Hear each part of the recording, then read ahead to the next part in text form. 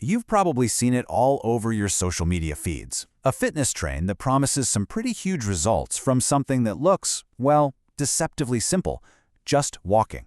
It's called the 12-30-30 workout, and it blew up with this promise of effortless weight loss. But is that for real?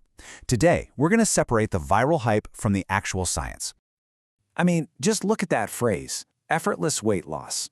It's the holy grail, right? And that's exactly what turned a simple treadmill routine into a global phenomenon. And with over 3.5 billion views, it's pretty clear that promise hit home for a lot of people. But that really is the million-dollar question, isn't it? Is this just some really clever marketing, or is there some actual solid science behind all the hype? Well, let's dig in and find out what's really going on. So what exactly is the 12-3-30 workout? Well, its beauty is that it's super simple. The name is literally the formula. You get on a treadmill, you set the incline to 12%, you set the speed to 3 miles per hour, and you just walk for 30 minutes. That's it. It's catchy, it's easy to remember, and honestly, it's refreshingly simple. Now, while the influencer Lauren Giraldo is the one who made this specific formula go viral back in 2019, it's important to know she didn't just invent incline walking out of nowhere. Trainers and fitness pros have actually been recommending similar routines for decades to help people build up their endurance and strength. She just gave it a really great name and, a massive online platform. Okay, so you've got billions of views and countless people swearing by it. The hype was absolutely undeniable. So scientists decided it was probably time to take this workout out of the TikTok feed and into the controlled environment of a research lab. And this is the big deal. For the very first time, this viral workout was put under a scientific microscope. Researchers over at UNLV designed a study to measure exactly what is happening inside the body during this specific routine. So here's how they set it up. It was a direct head-to-head comparison. In one corner, you have the 12-3-30 workout, and in the other, you have people running at their own comfortable pace. But here's the crucial part. The runners stopped the second they burned the exact same number of total calories as the walkers. The whole goal was to see how the body burned those calories. And the results? Well, they revealed something really fascinating about how our bodies use fuel. It's a finding that seems kind of backward at first, but it makes perfect sense once you look at the science. All right, first up, let's talk about efficiency. To burn the same number of calories, the 12-3-30 group took, you guessed it, the full 30 minutes. But the runners, they hit that same target in just over 24 minutes. So, point 1 goes to running. If you are short on time, it's definitely the faster way to burn those calories. Here's a helpful way to picture this. Think of burning calories as the destination. Running is like taking the highway. It's way faster, more intense. The 12-3-30, on the other hand, is like taking the scenic route. It takes a little bit longer, but as we're about to see, the body fuels that journey very differently. And this is where that paradox comes in. During the 12-3-30 workout, a really impressive 42% of the total calories burned came directly from fat. For the runners, that number was only 32%. This actually highlights a key principle of exercise science. At lower, more moderate intensities, our bodies prefer to tap into our fat stores for energy. But, and this is probably the single most important finding of the entire study, even though the percentage of fat burned was higher for the walkers, the total number of fat calories they burned was almost identical to the runners. How is that possible? Well, because running burns more total calories every minute.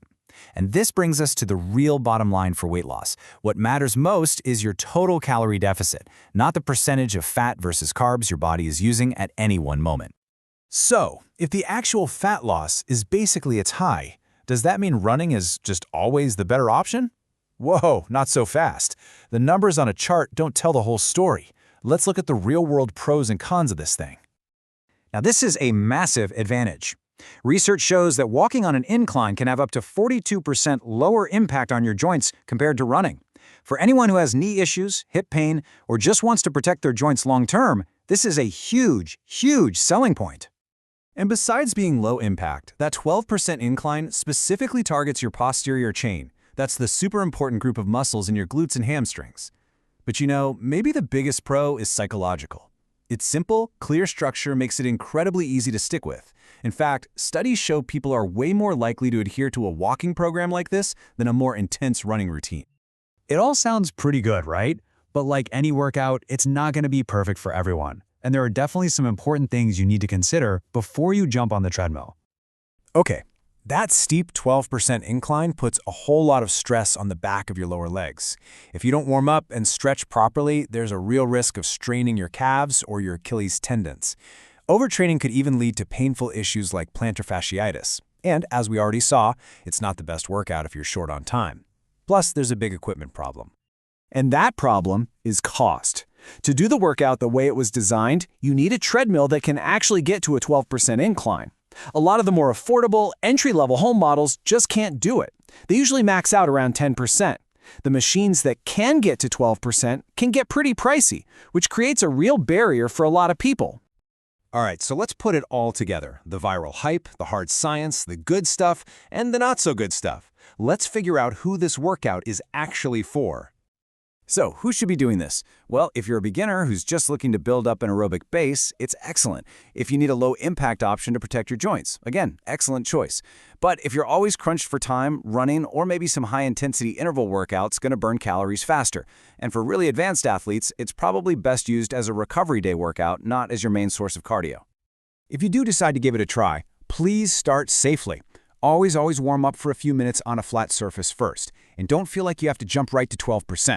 Start lower, maybe at 8%, or for a shorter time, and then build your way up. Focus on good posture and try not to hang on to the handles for dear life. That actually makes the workout less effective. And of course, always cool down. And hey, what if you don't have one of those expensive treadmills? No problem at all. You can still get a lot of the same benefits. Find a steep hill in your neighborhood and walk up it for 30 minutes. Use the stairs at a local park or a stadium. Or you can make a simple flat walk a lot more challenging just by adding a weighted vest. You know, the science tells us how this all works, but this quote from Lauren Geraldo, I think it really gets to the why.